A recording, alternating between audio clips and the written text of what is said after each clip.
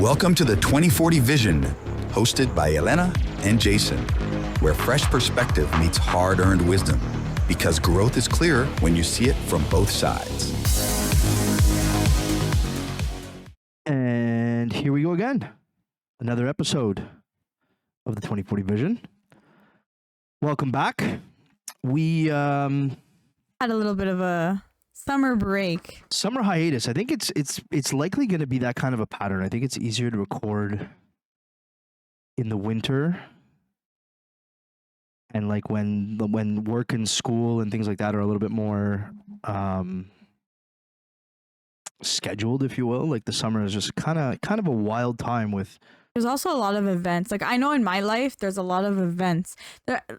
I don't remember who I was telling, but I feel like this summer I didn't quite get to do the things that I've planned out to do because there was always things that would come along, like, oh, we have this person's engagement party, we have that person's wedding, we have this to do, that to do, birthdays, this, that, which I mean, love to celebrate those things too, especially the people that I love. Like I love celebrating the people I love, but it was less of, I think, of like, oh, let's just go golfing, let's just go swimming, and more, oh, we have an event here, we have an event there.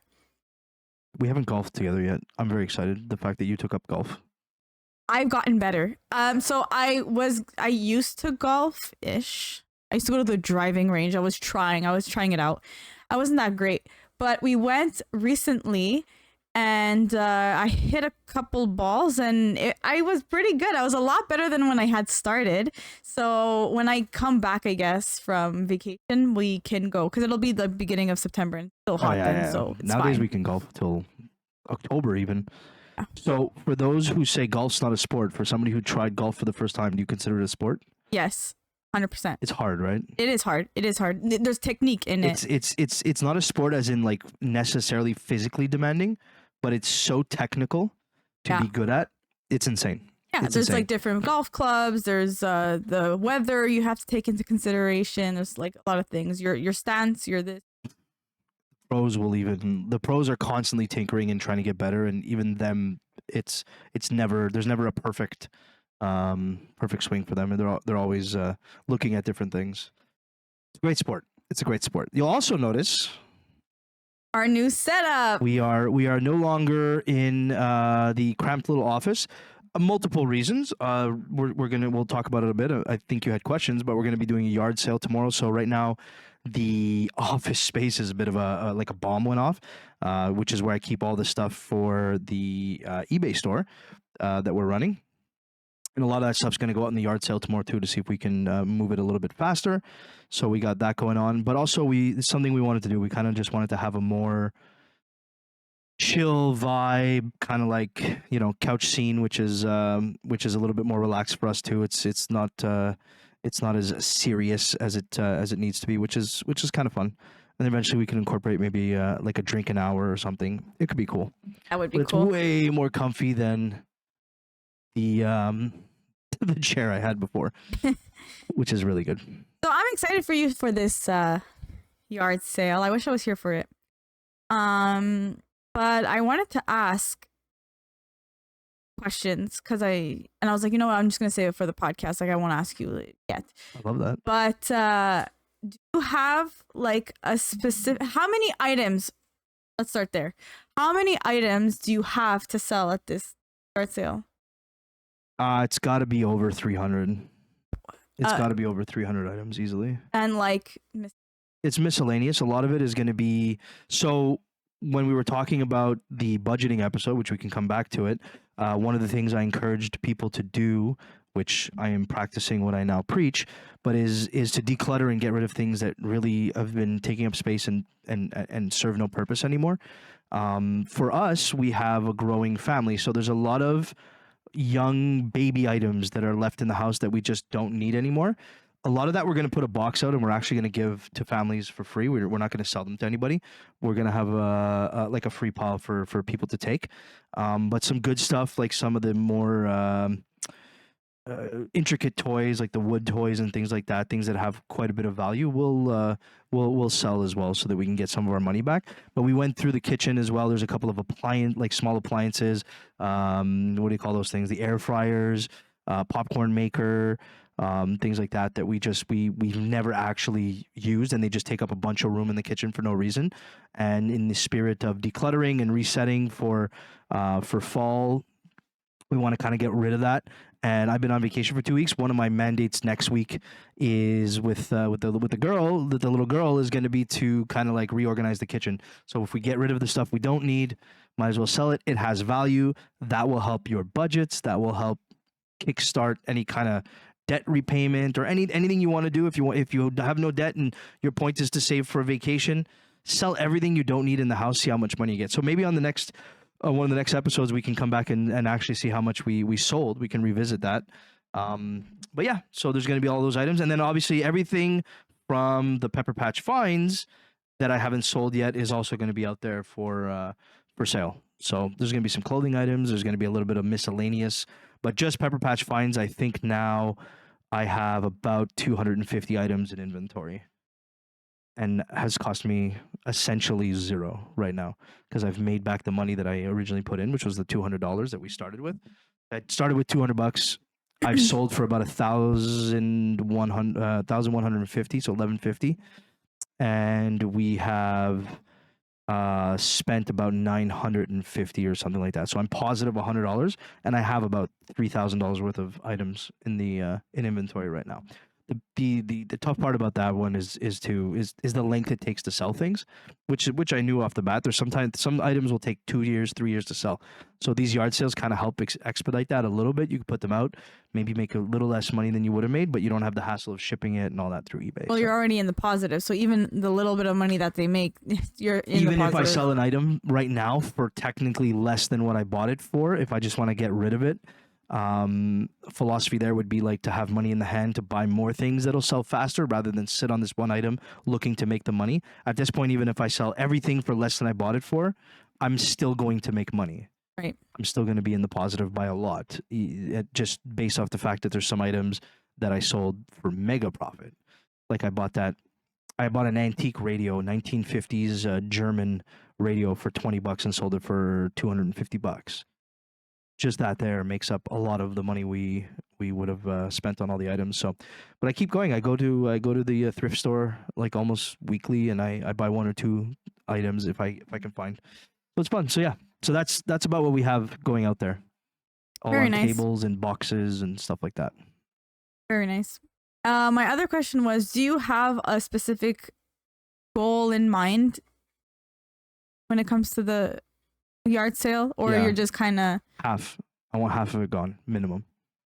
So if the primary goal is declutter and get rid of things you don't need, the secondary goal is to make a little bit of extra money for the budget, but the primary goal comes before the secondary goal. So that's why we're going to have some things that are being given away for free so that we can just get rid of them. yeah, the baby stuff, which I actually really like that you guys are doing that. And I'm going to make sure that it's somebody like with a baby that's going to take that stuff. Like 100%. I'm going to wait. I'm not going to advertise like box take for free. When a family comes, I'm going to be like, hey, this stuff here, if you guys want it, take it. So we know it's going to go to a household with a family. Otherwise, you're going to have people like me that resell that'll come and just grab the whole free box and run and then resell it.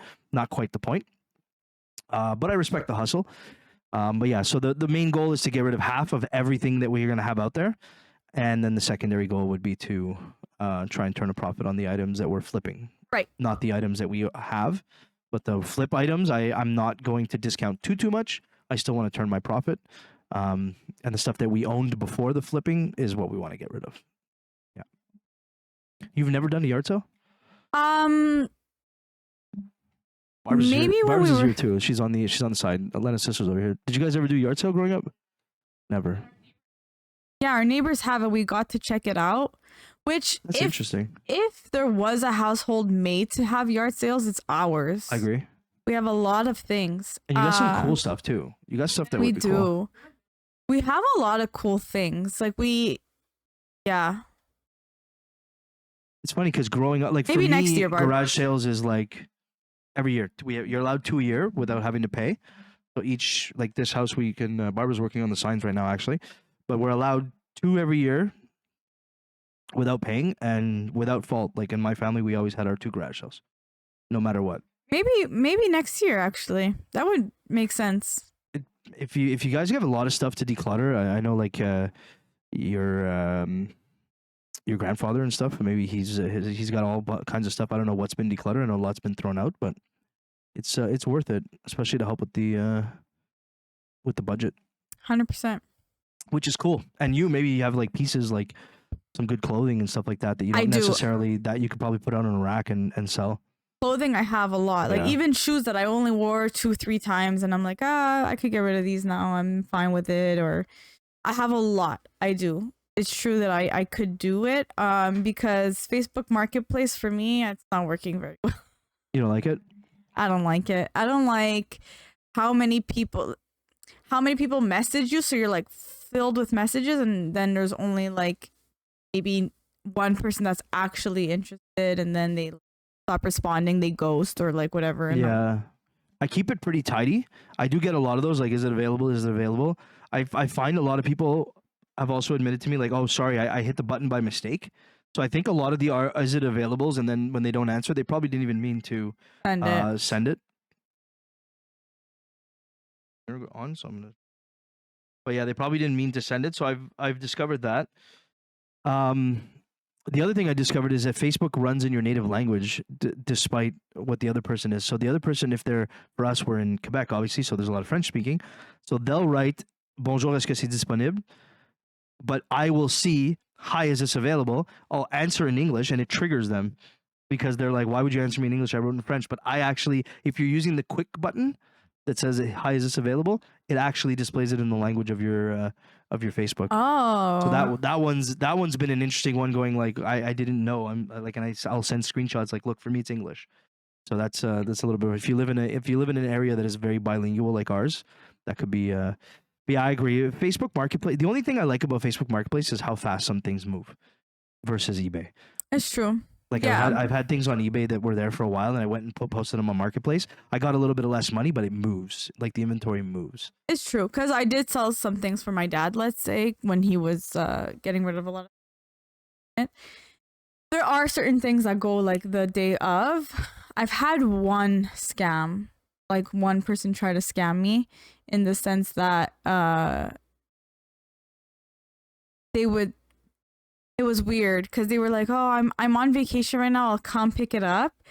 And I was like, okay, so whatever, I'll put it aside, it's yours, pay for it like now type thing. So they sent me the money, but when I go on it, the link is sketchy.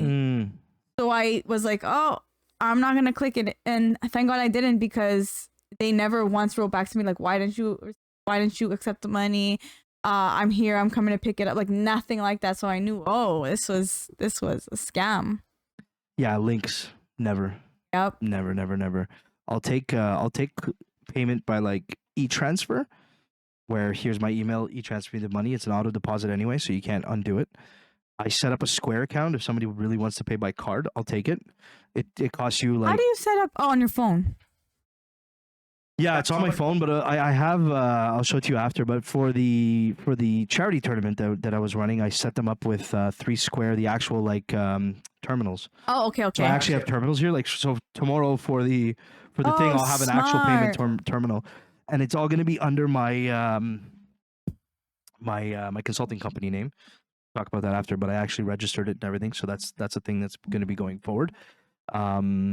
But yeah, so that's all going to be. I can do that as well. So I try and keep it like, if you want to tap with a card or do any kind of card payment, it's available. But at least that I know. The only thing with a card is that they could dispute the purchase. They could say, I didn't make that purchase. They can go to their credit card company and say. So if it's a big ticket item, I'd rather just give me either cash or directly transfer. That's probably the easiest. Yeah. So that's that. And we're gonna kind of bounce around a little bit, because like we want to kind of talk about, I don't want to say like the mood du jour, if you will, but like we're in and out of, like, even us, we have like different stages and different feelings and all of that. So we're gonna move. Last episode we recorded, which we haven't released yet, but that'll be releasing while you guys are away. Going away, we can. yeah, by the time this airs, you'll be back. So you guys are going to Greece. So that's going to be fun. Back to the motherland. Back to the motherland. So Which that's is gonna be fun because I'm going with my sisters and my mom. right. The Woo-hoo. little girls trip. Is it to your like the home village? My mom's, yeah. Like where your Where my grandparents grandparents were from. Okay. Yeah. Where everything bears their name. Yep. Yeah. Okay. Gonna That's visit cool. I want to visit that. the home, like the home that they own and things. That's so cool. I wish we could have come with you guys. That would have been cool. But I want to get my family out there too to see, some of where they're like the Spartan side of things, like the Athens side of things, and then also up in the mountain where Papu is from. That'd be cool. It's always fun to visit like the roots and where you come from. Well, it was a bit of I believe in like if it's meant to be, it'll be. Like I believe in signs and things like that. So at first, where I'm at in the scale of echelon, I'm pretty low at the bottom, and there's a lot of people above me, right? And so when it comes time to pick vacations, it's 3 people are allowed to be gone at the same time, and it's always going to be the 3 people that have more seniority than everybody else, that if they take those times, no one else can take them. So the ones at the bottom, like myself and some of my friends, we have to kind of pick up like the leftovers, which I don't mind necessarily because a lot of the times it's low season and I get my ticket, it's like cheaper or whatever. But the month of August is known that it's one of the untouchable months, so everybody else like grabs them. So what happened was my mom had asked my youngest sister like, hey, do you want to come with me? I kind of don't want to go alone. My sister was like, I don't know. Then she had a dream of my grandfather, and she ran to him and she like hugged him. And then that morning she went to my mom and she goes, you know what, Mom, I'm gonna come. I think like that's a sign for him, like him telling me, come see like where I'm from now that you're older. And then I went to work. I already had it in my head, like, I'm not going. It's just my mom and my sister, And then my friend comes up to me and she goes, did you know that this person who has high seniority that picked 2 weeks in August, she doesn't want those weeks anymore. She wants weeks in October. So, like, she's giving them away, but you're not allowed to give them away. Anyway, so I took her weeks in October. We did a switch and it ended up working out. So I got the weeks that they're gone for, I got them for like out of thin air. So I'm like, you know what? This is a sign I should that's go. So cool. Yeah. And then your third sister's coming too. And then my third Or sister's your coming. Second sister. Yes. The third of the sisters. Yes.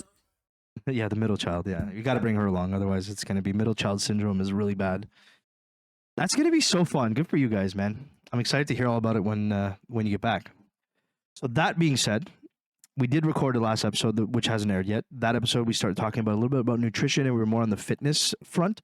But we're gonna jump around a little bit. We're gonna jump out of the fitness category, and we're gonna talk a little bit about relationships and community. I think it's been pretty close to my heart. Recently, I mean, I just got done with the Sean Bradwell tournament, which was a huge success. So that had a lot of like emotion when it comes to being part of a community and raising money and things like that.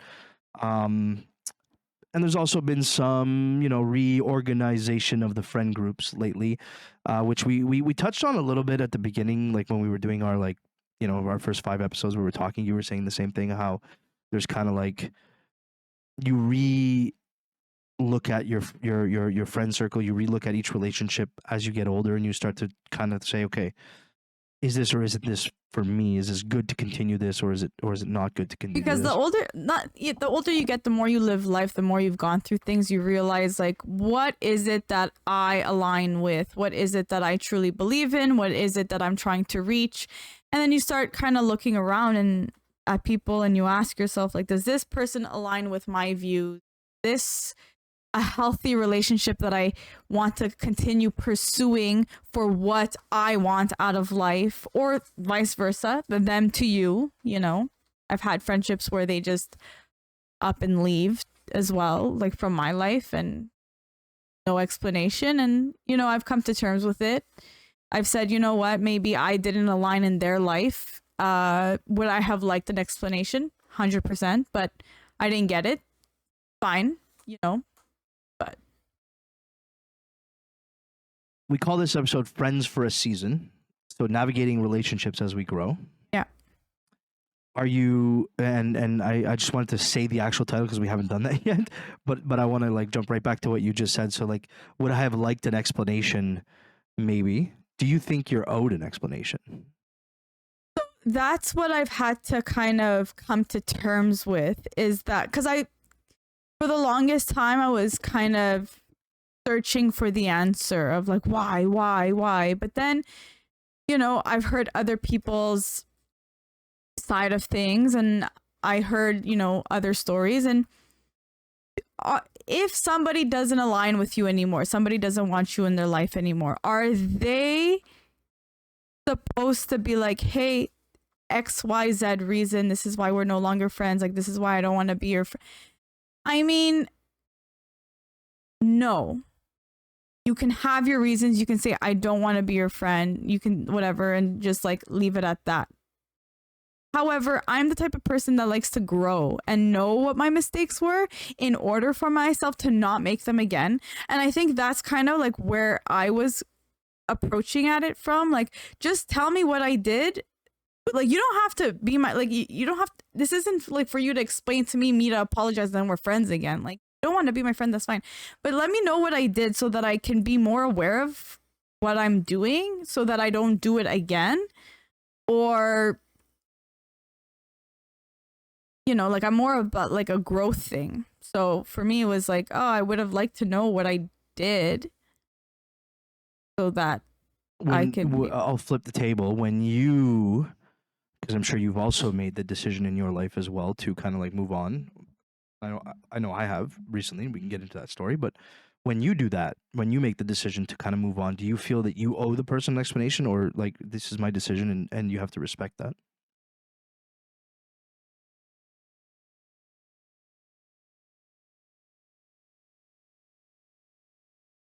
I'm trying to think of an example in my life that I was the one that.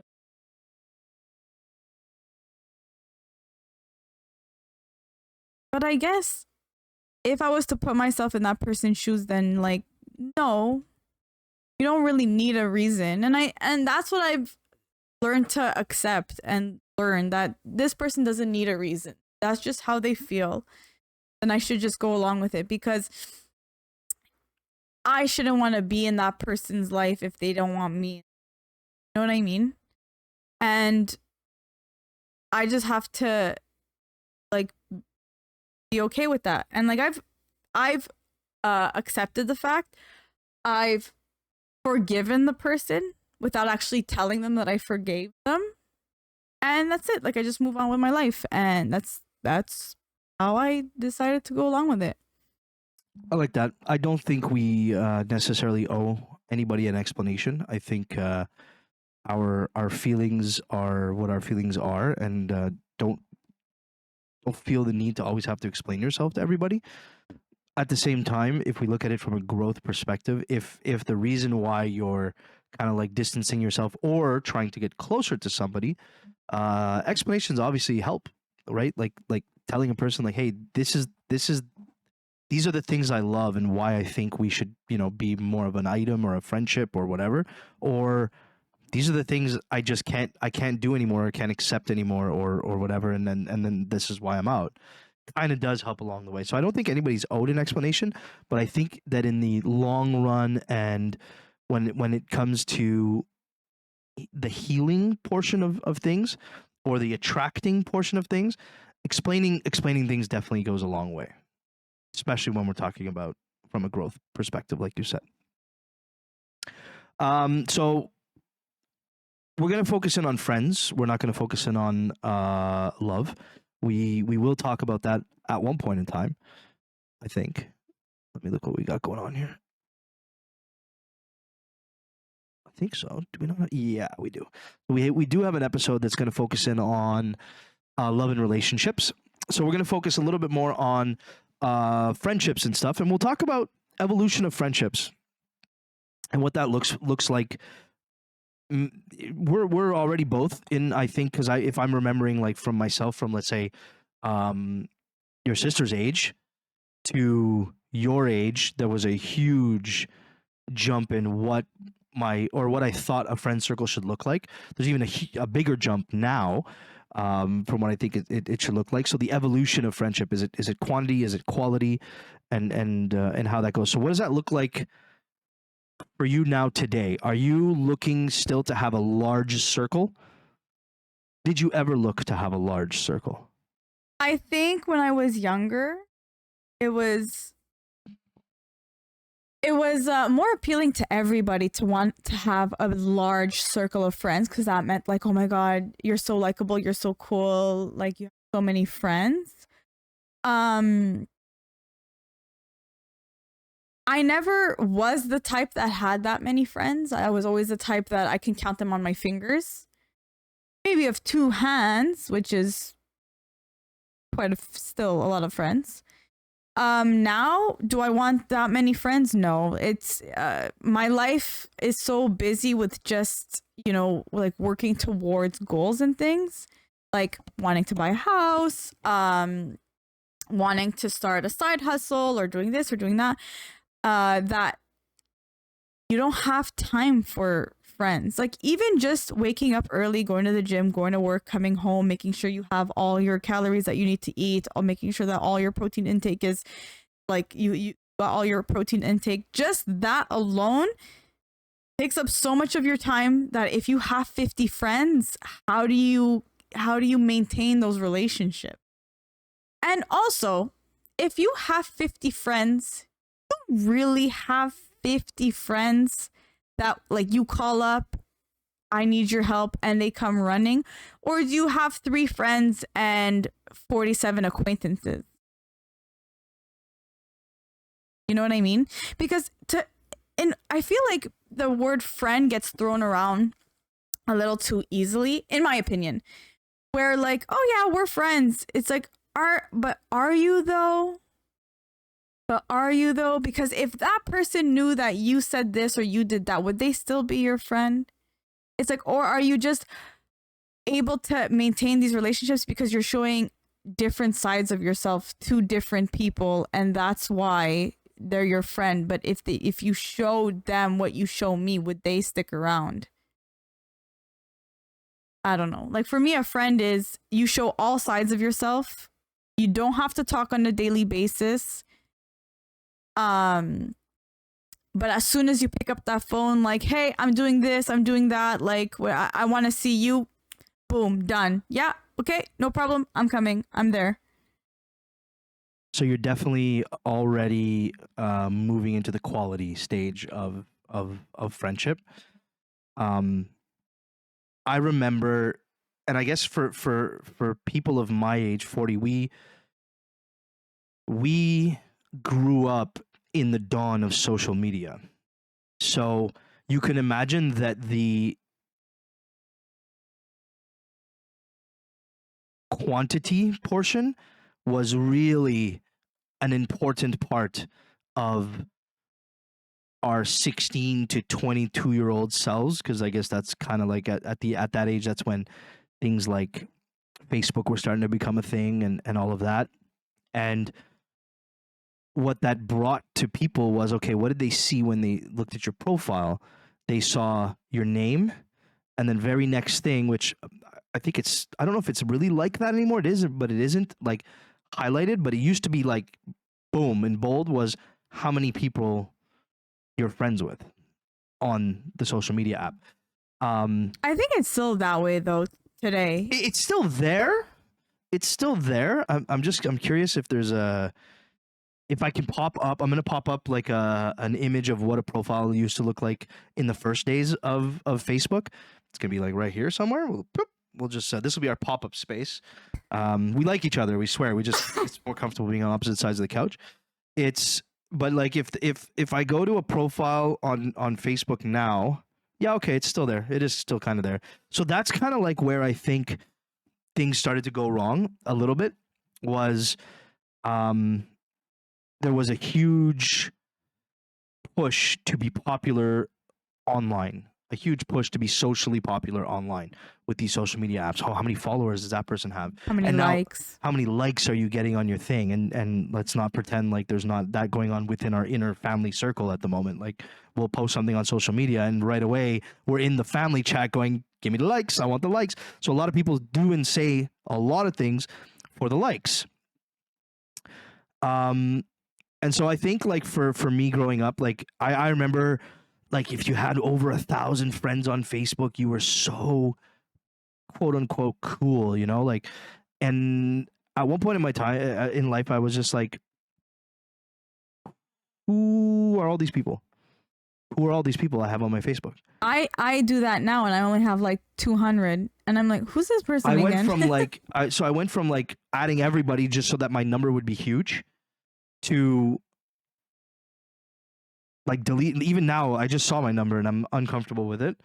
I don't understand what 460 people would even care I or read give this one two thing. shits about me right now. I read this one thing where your brain can only remember 100 faces and 100 names. I've never heard this. So I don't remember where I read it. It might not be like scientifically true, but if you think about it, 100 people is a lot of people. Yeah, I don't know if I could name 100. I mean, I could name 100 random people, but like, could I name 100 people where I understand every characteristic of their face? No, there's no. Like, if we're talking like I can name my children, I can name you guys, and I can picture your face in my head. 100 people like that, that's gonna be. Yeah, like can you say I know 100 people? Probably not. Yeah, no, I could say that I know 100 people. I could say that I'm aware of 100. See, this is where we have to be. So now imagine 460. Like, just look at the softball league I used to be in, right? That softball league has every year 224 players, and as coaches, we had to know all the players to be able to draft properly. So, do I know? Yeah, sure, I know them now, and I want to not. The point you made before with the how you classify a friend is huge. So let's go back to that after. But like, do I know them? Yeah. Are they my friends? No. Should I have them on my social media where they have access to the pictures of my family moments and my kids and all that? Probably not. I should probably have social medias that are dedicated to those who want to follow me and us, which I started doing. There's Jason Pepper Growth and there's Jason Pepper Private. And Growth will not contain my children or many family moments or stuff like that. It'll contain more me, my softball. There's also my softball team that has a little bit more of that stuff. But like, those accounts are meant for the everyday. Not everybody who follows you on there is a friend. Yeah. Where I feel like Facebook should be way more the friend circle. Yeah, so that's how I view it too. For Facebook, I only have it for family events, for family group chats, things like that. Even work stuff, you know, just that kind of a thing. I don't use it to see who's getting married. Like, I don't care. But okay, let's be real. But my Instagram is more for everybody to see, because I'm like, you know what? No, I don't broadcast myself on Facebook. So I'm really there to, if the people that are giving me the information, like those are important informations, those are important dates, those are commitments that I'm making. But on Instagram, it's more of, I choose to show you my lifestyle. Well, the happy parts of your lifestyle, right? Because there's that part of social media, but that's a whole other story. So I choose to broadcast what I want of my life to you. So that's for kind of everybody. And my profile is public. So I can't sit there and be like, why are these people doing this? No. That's my conscious decision that I've made. Which is exactly how it should be. The word friend. And we'll go into like handling conflicts and outgrowing friendships, but I think like I think you hit on an important one, and we align so well with that. There's titles that people misuse constantly. Title 1 is my friend, is misused. A friend is somebody you can call on, count on, will come running to help you almost no matter what, almost no matter what. Is part of your, your circle, your community, has similar life goals, likely, I would say, which is maybe what we talk about when we outgrow friends, but has similar kind of life goals and things along those lines. The next one that's misused, because then you'll go from friend, is it a friend or is it an acquaintance? Now realign yourselves. So for those that are listening out there, realign that word now. How many people you call a friend are actually your friend? So realign it. The next one that I find, and this might be like a my circle thing, like I find there's an area here of people that I grew up with that kind of never left high school a little bit. But the next one is bestie or best friend. I think that gets mega overused. Like a best friend is like, that's like almost like a sibling. Yeah. That's like to me, your best friend is your friend that is like no holds barred. Like nothing is off the table. Like nothing is off the table for that friendship. Like it's like a safe space. 100%. 100%. You can take a bullet for that person. Yeah, dump all your trauma and they'll be there. Like, oh, don't worry about it. Someone you can leave your kids with. That's a big thing. That's a best friend. Like that's huge. And for me, like, if I meet somebody who has 100 best friends, I immediately red flag. It's a red flag now, and I see it now. I didn't quite see it before. This is kind of like the evolution of where I'm at. But like somebody who will call multiple people their besties all the time, I think is a cry for help. I think it's a huge red flag. It's just I think it's more of like a need to be accepted by people. It's a pick me, yeah. It's very much a pick me kind of attitude. So it's like, so now again, I encourage those out there, realign yourself right there. Do you have somebody you call your best friend who's not quite like matching up with that vibe? That one gets misused a lot. The next one that gets misused a lot is love. I find in relationships, and we're not going to strike too much on this, but is it okay to love a friend?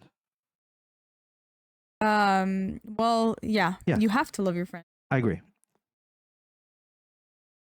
Is it right? So there's a difference between love and romance and romantic love and all of that. Now, because if you don't, this is how I see it. If you don't love your friend, how can you? Because some people, like, we're all humans and we all make mistakes and things. But say I'm talking to a friend that doesn't love me, that doesn't want the best for me, right? So if I come to you with my problem, you're gonna low-key be very happy that I'm going through shit. So that's the thing. There's some people that you shouldn't tell your bad news to because they want to hear your bad news. And then there's the people that you, when you tell them your bad news, they're there with you. It's almost like it's their own bad news. So they're like, okay, what are we gonna do about this? Like, let's but they kind of take it with you, so you're like not alone. But there's some people that are praying for your downfall that you call a friend, and they're like, yes, they're going through a hard time. Like I knew, So that's where I think you need to recalibrate your definition of love. I think a lot of people like, oh my God, I love that girl. She's my friend. Oh my God, yeah, he's my bro. I love that guy. Love that guy.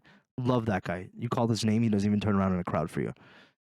Love is being a little bit like, oh my God, I love this glass of water. No, you don't. You really like this glass of water. You're not loving a glass of water. Let's understand. So I think love is being a little bit more misused, and I wish it was treated a little bit better. Because to me, like, if I'm going to say the word love, it does mean that, like, you are a person I want the absolute best for. And if you came to me, I would be there and help you through any kind of solution. But also at the same time, it means I might give you the hard truth. Yes. And I think that, but this is something that people don't like about friendships is, oh, she told me this, and that I'm wrong for doing that. And she's being judgmental. No, She's telling you the truth in private, means she respects you and she doesn't want you to look stupid in front of other people. She's trying to make you realize and make you grow because she loves you and wants you to make a good choice. Doesn't mean she's judging you. If you're making the same mistakes and somebody keeps, pointing at them and saying, "Oh, but you did it again. Like you're doing the, oh, she's judging me. I don't want to tell her things anymore." But that's your friend. That's your real friend, because the ones that are telling you what you want to hear all the time, those are not your friends. Acquaintance, friend. And I think if you can get the word love involved, the real word, you love your friend. You accept your acquaintances, but you love your friends. Reevaluate that big time. I think a lot of people need to reevaluate that. What is a friend? What is the goal of friendship? And all of that. You brought up a good point. Talking about or giving them the hard truths or tough love or whatever. Handling conflicts within friendships and setting boundaries within friendships. Is that something that you've had to work with or do?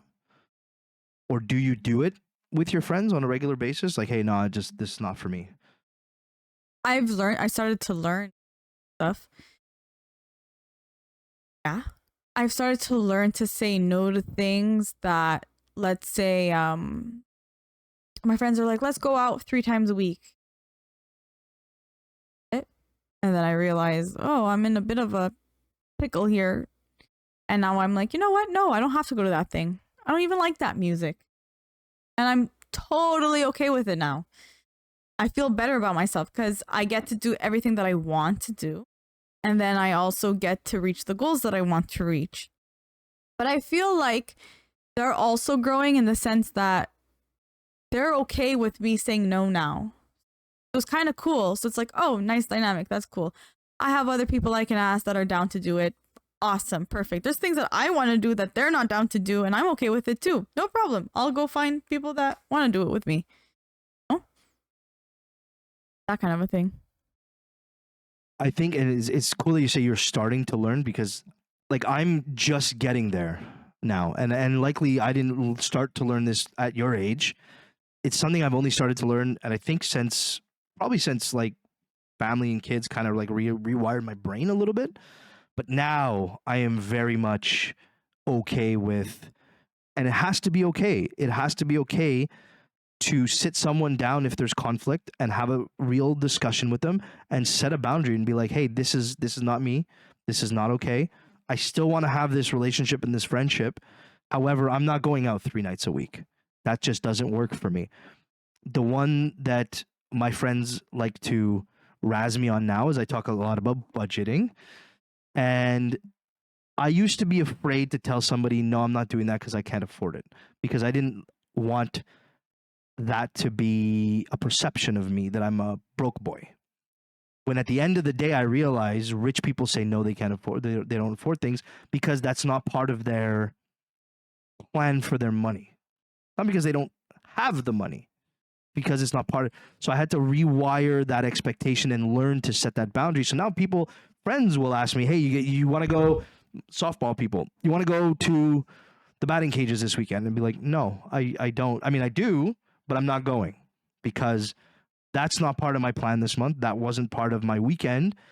It's going to cost X amount of dollars, and I'm not going to put that money towards that right now. And that has to be okay for somebody to hear. And I've learned that those who are the real ones, understand. Yo, that's cool, man. But they'll make fun of you for the budgeting, which I love.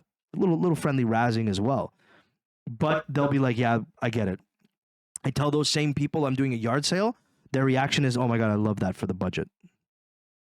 Because they understand now, like they're champions of the goals. Their goals have become your goals. My goal, their goals are my goals. My goals are their goals. And they're kind of like, they're not going to come over here and sell stuff for me, but they're like, that's amazing for all the things you've told us in the recent past. I have a friend that's like that. So we work together, and we like to go out sometimes after work. Fine by me, and needed. So there's times where I'll always say yes because we don't go out very often. Maybe we'll go out 2-3 times a month. So, but it's like, oh, let's walk down the hill and get a matcha and a snack or something. Oh, I can't do that today, guys. Like, no, thank you. And she's like, why? Like, you don't have for matcha? And it's like, I do, but then I won't be able to put that number I want away, you know, or something like that. And she's like, okay. So when you say you're broke, it's because after a certain amount, like, you can't spend anymore. I'm like, exactly. And then after that, I start saying I'm broke. I can't. Like, I ran out of money when I didn't, but like, I just say that so that. And she goes, oh my God, you're nuts. But like, okay, I get it, you know? It's you ran out of the money plan, not the money itself. Exactly. If there's a plan. If we said we're gonna have $150 worth of fun for the month, at 170 we ain't funding no more. There's no more fun because the plan is no longer there. Or, you know, move money, but that's it. It's huge. It's huge to have people to be able to set those boundaries with your friends and to be able to handle any kind of conflict that that happens. I'll go into a story. We had a bit of a fallout in our friends circle, so this happens as well because it's hard enough to maintain a one-to-one friendship. We're also all part of circles, and for myself, the circle is mostly sports related. In my softball team or golfing partners or whatever, my circle of friends are very centered around the sports. And the issue obviously is not everybody gets along. So throughout the sports, I would bring people in and out of the team, the charity team that I run. We're called the Knockouts. And at one point in time, I brought in a set of people and another set of people who I've been friends with for a very, very long time. There was a clash. It didn't get along. And I had no choice but to have some serious conversations, which started to feel a little bit too high schoolish at one point. Okay. And it really started to trigger me. And I started to realize that the friends I thought were the stable ones, the ones that have known for 20, 25, 30 years, were unreasonable and were likely actually causing most of the problems than the other ones were very quick to blame everyone else and took no blame on their own actions whatsoever. And it became very clear and apparent to me that this friendship might not be what I need anymore. And then we're kind of growing into outgrowing friendships. This friendship might not be what I need anymore. What I see doesn't align with what's up here, and I don't like it. And then B, for the sanctity of the 11, 12 other people, I might have to remove one or two members of the team in order to keep this team rolling and harmonious and all of that. So handling the conflict, getting into the discussion really makes you realize and listen while you're doing this. It really makes you realize that you might have outgrown a friendship. And I think that's okay. I think it's okay to evolve. And as people that are listening to this, obviously we're interested in growing as people. Growing as people means you're going to likely change. And that's okay. There's nothing wrong with changing. It means you're going to evolve as a person, your likes, dislikes, your goals, your alignment with certain things, views, religious, political, romantic views. All of these things are going to realign for you to become the new, better growth self that you want to become. But that also means that those who were with you when you might have been a train wreck, for lack of better words, probably are still train wrecks. And now you're going to start realizing, wait a second, having them around actually kind of holds me down. Having them around is holding my team from becoming a better team. Having them around is making my friend circle fracture, and I'm going to lose people that are actually really aligned with my values and I like, and I've only known them for 2 years, but that's probably why, because as I'm changing, I'm bringing in new people into my life that realign with what I'm kind of trying to do. And then you start to realize that those old relationships, you might be outgrowing them. So having that conversation, which I had, um, and realizing very quickly that this isn't it anymore. This isn't the friendship that I think I need at the moment. Not to say that I would never welcome the conversation and having that friend back. I think there's a lot of work that needs to be done on the other side of the coin, and there's a lot of self-reflecting, and things were said where you said tough love. It's a person that I cared about at one point in time in my life, but didn't chose not to listen. And right there, I was like, okay, I guess that's it. So that brings us into the outgrowing friendships, and I know that's something that's happened to you. You've outgrown some friendships as well. It's hard. It's hard to outgrow friendships as you're making those new connections and you're realizing, and what's going to happen is the toxic person, the toxic friend that you thought was a friend, is going to start blaming your new connections for your friendship problems, if you will, the problem within. So they'll be like, how could you possibly, this person you've known for 10 minutes and you've known me for 30 years, why does that make a difference how long I've known somebody for? Like it's just a little bit wild to me. So you're going to be making new connections as your growth journey goes. That's going to be amazing. Welcome new friends and reevaluate constantly the current energy you're putting into your older friendships, what they mean to you, and if they align. If you're finding that they don't necessarily align, have a conversation. Like, talk about it. Be like, hey, listen, I'm kind of like going this way and kind of realizing, like, what do you think? Like, is there some middle ground we can have here, or whatever? And it's okay. And if the reaction of that person is immediately defensive and negative, maybe you have your answer. Outgrowing friendships. Have you ever? Yeah, but I have. So there was a group, especially in high school, where I felt that I wasn't necessarily wanted. Like, they would make plans and stuff after school with each other, and then I would come along and, like, I felt do you want to come? And I won't. Fine. Like, I can tell you don't want me there, so it's fine. But as soon as I start hanging out with people that want me around, that I want around, that we like share this like same interests and things like that, oh, what's wrong? Why don't you hang out with us anymore? And I would laugh and I would tell them, because you don't want me around, so why would I want to be around? I'm very much like that.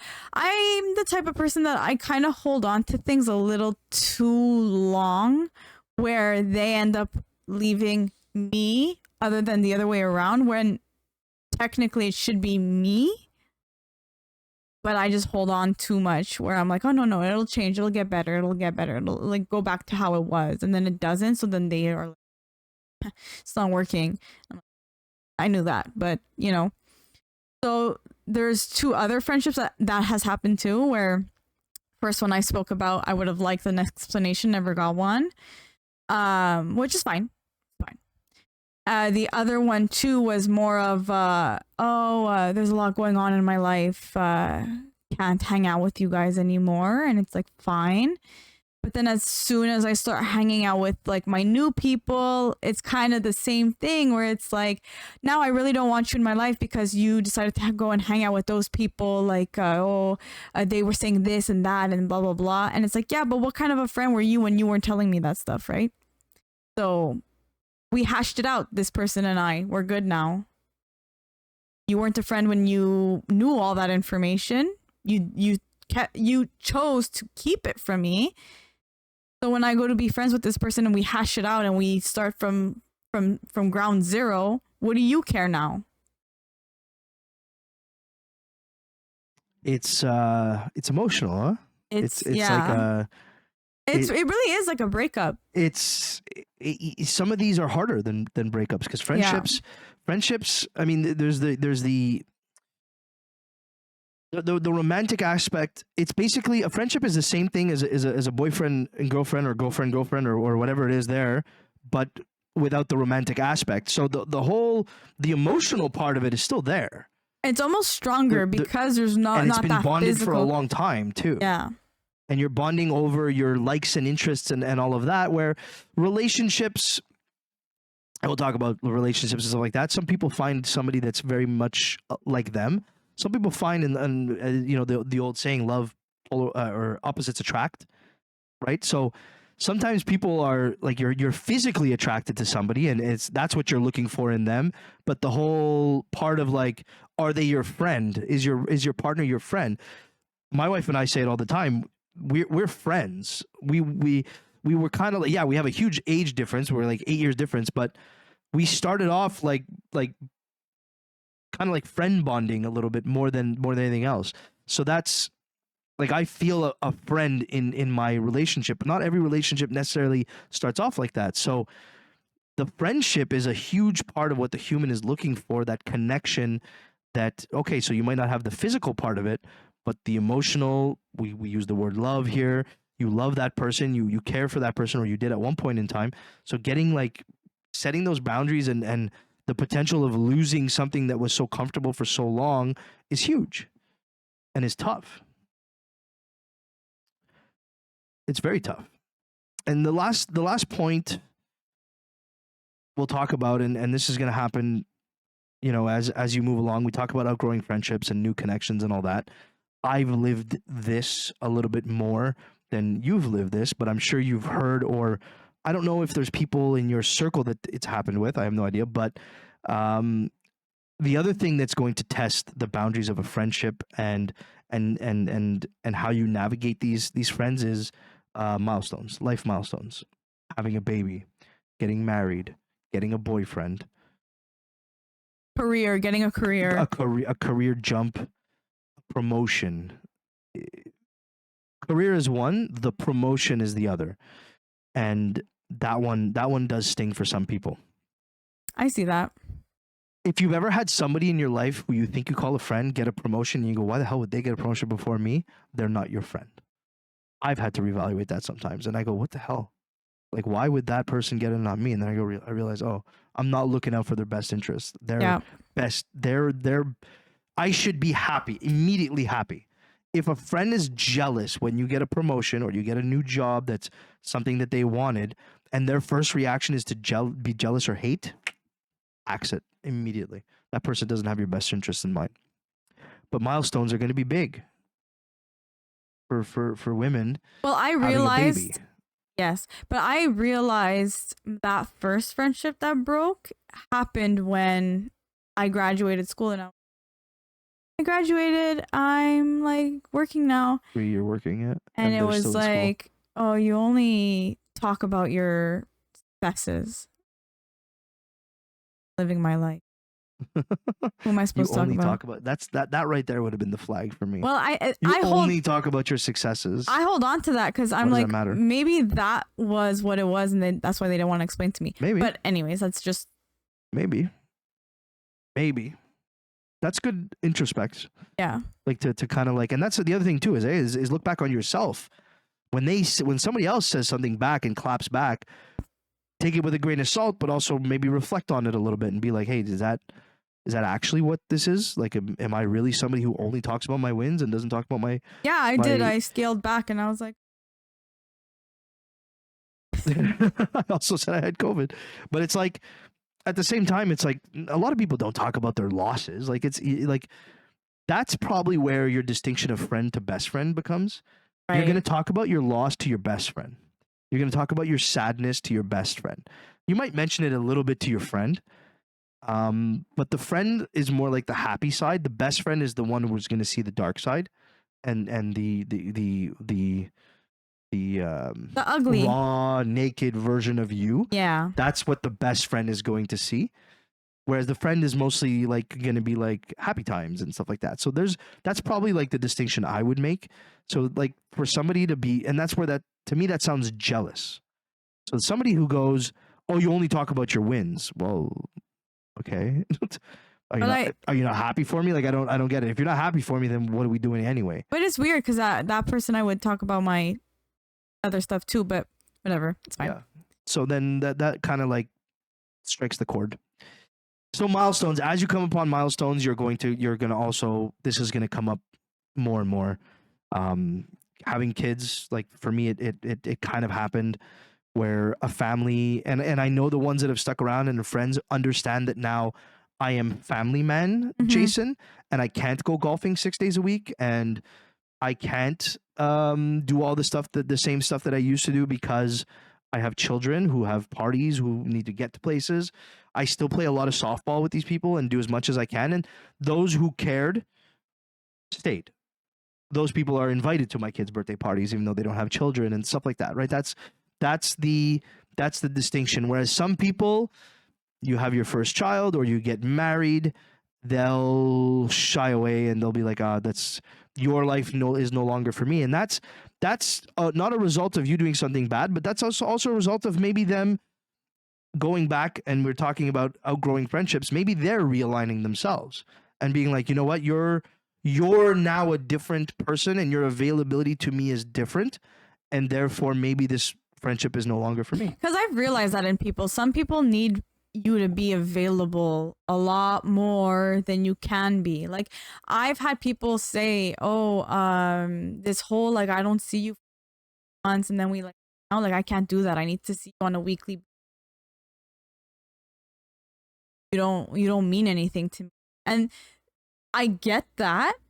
Sure, like maybe that works for you, but that, to me, what that sounds like is that you don't care enough to have me around if you need me there like all the time. Like that's also unreasonable.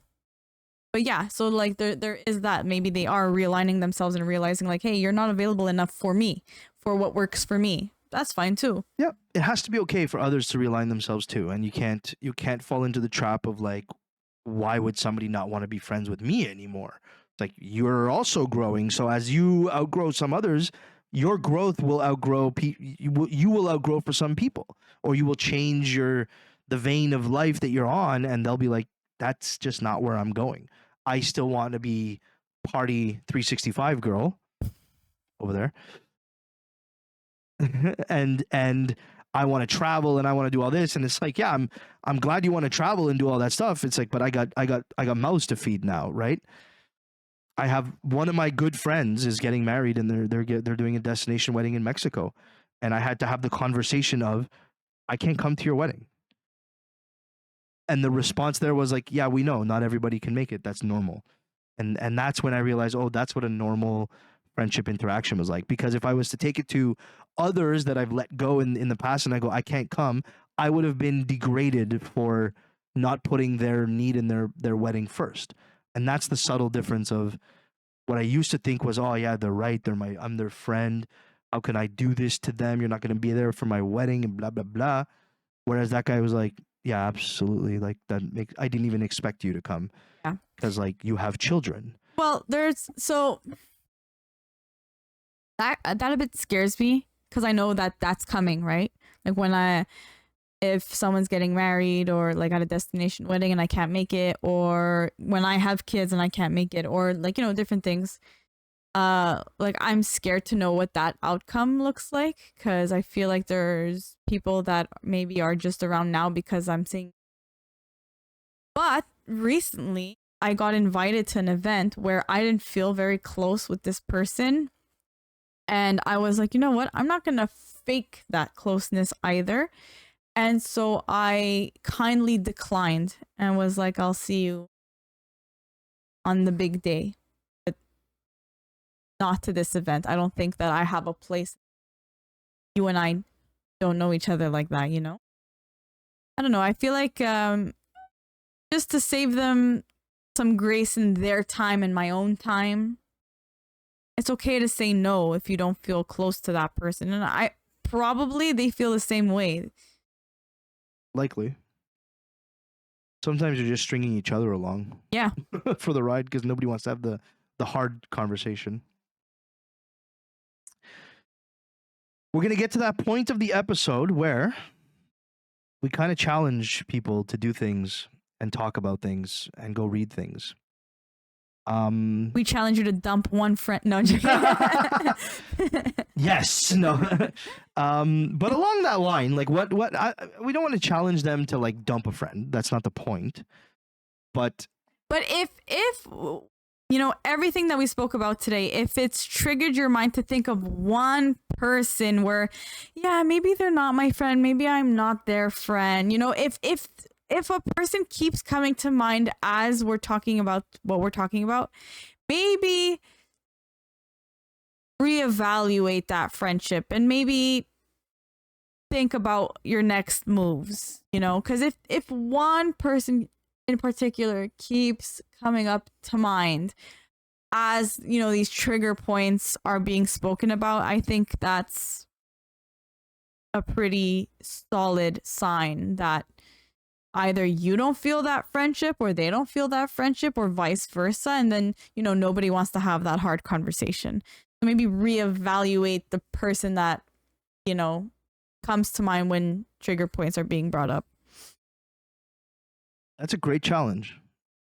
And I'll take it a little bit further and say, I challenge you to have a conversation with those people. Yeah. And it doesn't mean setting, like, not to like ask them out. Have a conversation of like, what's the goals? What are this? And where are we going as people and friends? Like, define and set the boundaries of your friendship with that person. If, like Helena said, that one person just kept coming to mind, and I know for most people, this conversation, one person kept coming to mind.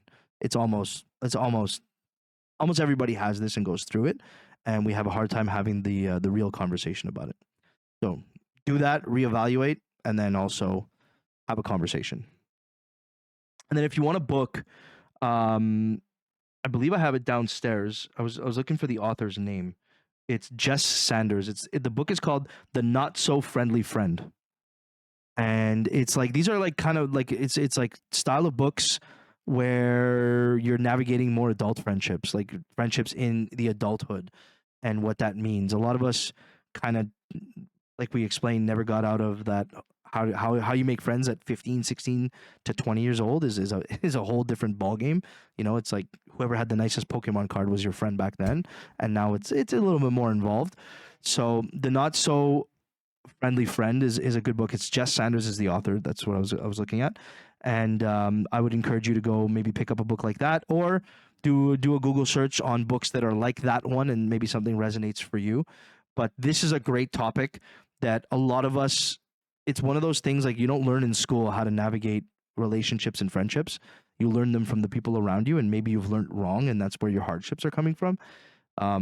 This is one of those topics where I highly suggest go out and read a book, and if not even like, see a therapist.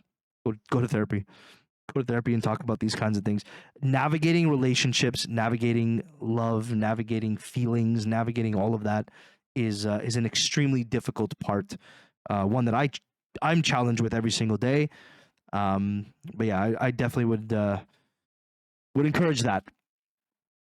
And that's going to do it for today's episode. It's going to be another bit of a long one, but that's okay. I like these long ones. They turn into really good conversations. They do, because it's more perspective of my perspective. Everybody else views it. It's really cool. I like it. How do we define our relationship? Are we friends? It's weird. It is, but like, I would come to you with my problems. Be like, hey, how would you, like, what do you think of it? I would come to you for an unbiased opinion, I feel. I'm an in-law. Yeah. Right? Like, your family it's to family me. At this point. Yeah. Yeah. Yeah. Like, I put you under category of family for sure. But I would also... I'm in the family chat, so I gotta be... Whatever. It has nothing to do. But, but like, for example, there's some family members that I wouldn't go to for advice because they're going to give me the biased advice. I don't want to hear, oh, she's just saying that because she's jealous of you. Are you just saying that because like your ego's too high and you think that we all like are too big? Like, I don't want to hear that. So I would definitely come to you for the more unbiased opinion. of like, what do you think that is? And then maybe you won't be like, I don't think it's jealousy. I think it's just, and then that's what I want to hear. I want to hear like real solid analytical. We've had those conversations. Yeah. It's true. Family. So if you're an in-law looking for what your relationship is, I married into the family. Now we're family. And those are other relationships you have to navigate too. So that maybe that's a conversation you want to have. Until the next time we do this, which won't be as long as it's been now, we promise. When she gets back from vacation, it's going to be full speed ahead. In it. Mm-hmm. We're going to start looking at, I think, very soon. We're going on to like into our 20 episodes. Like once we get to like the 20th episodes and stuff, we're going to start looking at having some guests on and talk about things that we've been talking about and see how a professional would align their views with what we're saying. Because we're not saying we're always right. We're just giving you what we're kind of working through and learning as we go. Until next time, we'll see ya. Bye-bye. That's a lot of weight.